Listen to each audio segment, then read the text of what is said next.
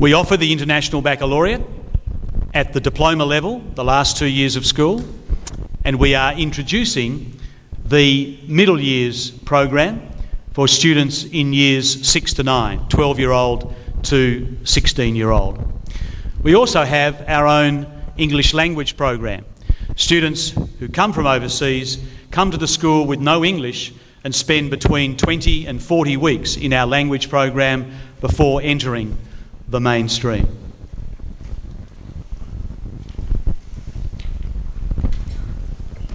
Two elements of reform following the audit of our program: adding existing elements to the curriculum which have international examples and adding new courses. Why did we choose the International Baccalaureate?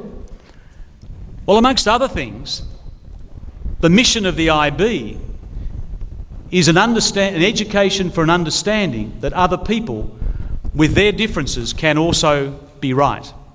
And to me, that encapsulates what international education is about.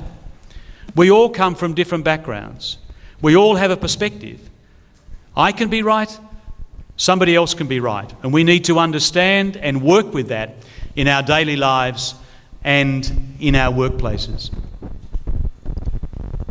I'm running out of time, so I'm just going to move along quickly and get to the area of Round Square. Internationalising our program has been both in class and out of class. The out of class element is our membership of this global network of schools called Round Square, derived from the philosophy of a German educationalist, Kurt Hahn. Kurt Hahn was prominent in the 1930s. He founded a school in southern Germany called Saarland. He left Germany during the rise of Nazism because of his outspokenness in regards to democracy, and started a school in Scotland called Gordonston. And the Round Square movement was founded in 1976 and now has over 100 schools.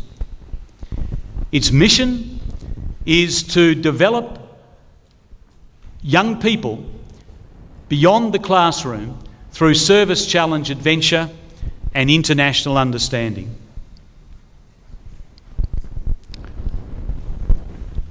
Round Square for me has been, as the vision says, an absolute inspiration in terms of not only what it's done for the school, but it's what it's done for the students and the staff of the school.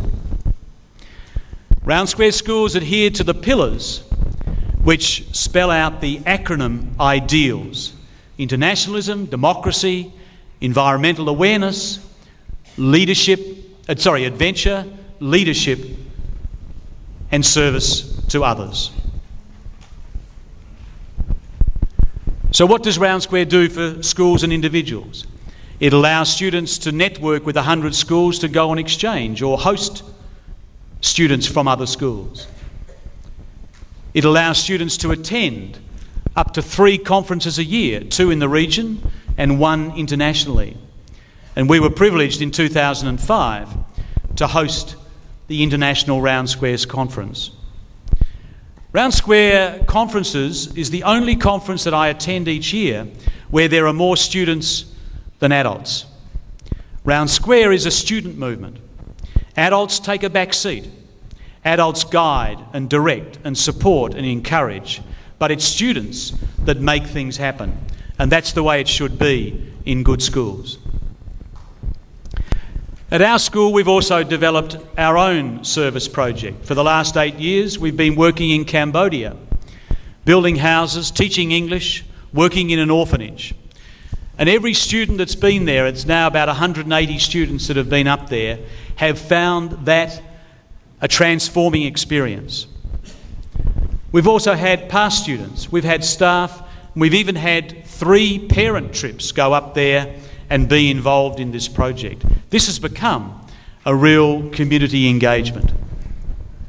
Building houses, creating something for the locals, but much more creating something for the individual. Our founding headmaster in 1915 said, "Classroom instruction is only one part of a school's real activities." And I passionately believe this. If we measure good schooling only by the results that come out at the end of 12 years of classroom instruction, then we are missing the real value of education.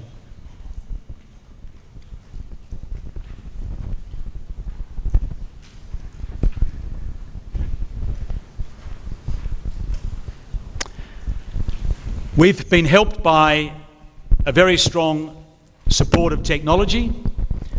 We have notebook computers throughout the school, we have wireless campuses, and we use technology extensively to interact with the rest of the world.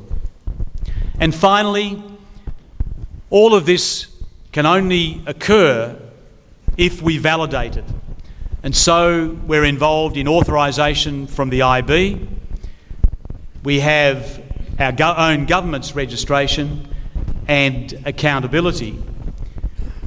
And we also have reporting and validation back to our strategic plan, our round square partner, and in time to external organisations such as the Council for International Schools. Let me leave you with two thoughts. When people talk about international education, they immediately think about travel.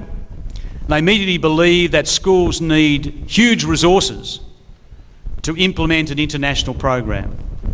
That's not true. There are many things that a school can do, that an individual family can do, to give their child, their student, an international experience that do not cost money. Let me give you one example.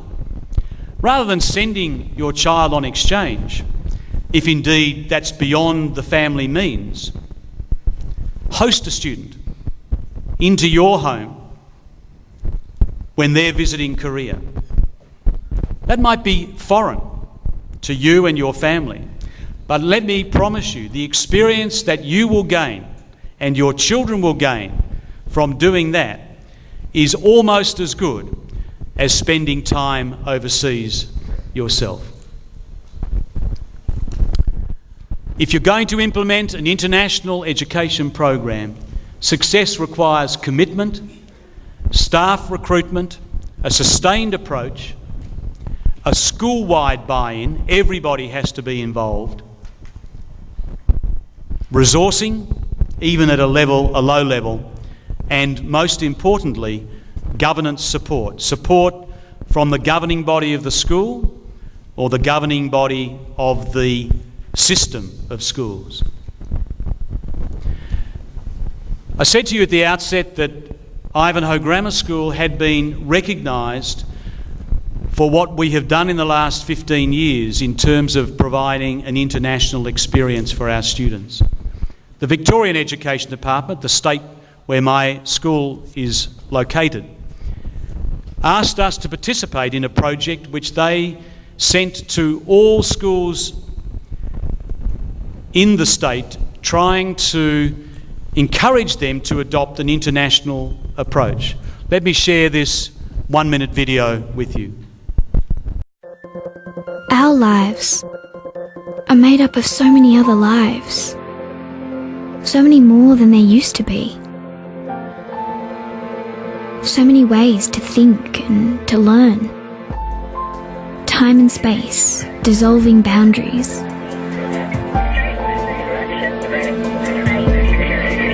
Our schools are keeping up with a borderless world. On any given day, at any given time, this is happening.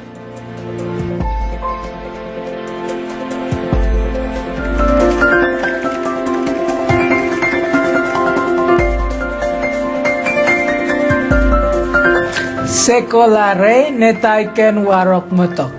International education has a wide variety of definitions and an equally wide number of contexts in which it's delivered. What, however, in my opinion is undeniable is the obligations that schools have to provide young men and women with a genuine international experience as they enter the 21st century. As the Director of World Studies at Ivanhoe Grammar School, I'm charged with overseeing the internationalisation of Ivanhoe Grammar School's curriculum. This involves the International Baccalaureate Diploma program, which takes as its mantra the creation of global citizens and nurturing international mindedness.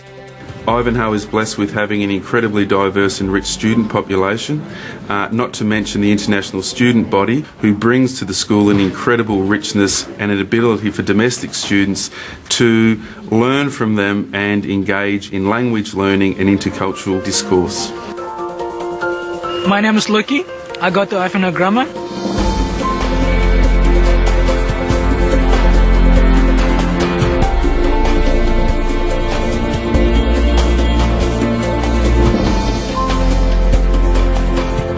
I've been here for 3 years now, and I've been a lot of new things, and I'll learn a lot of new culture and new tradition in here. I hope that we can make better future relationship between my country and Australia.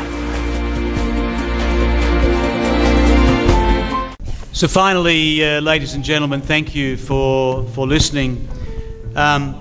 If I can be of help to anybody, as an educator, as a principal, as a policymaker, on your journey to embrace what is a fundamental change in education, but a change that will, as the theme of this forum says, will impact positively on global leadership, then I would be delighted to do so, because this for me is the most powerful message that educators today must take forward for the benefit of the students in our schools. Thank you very much.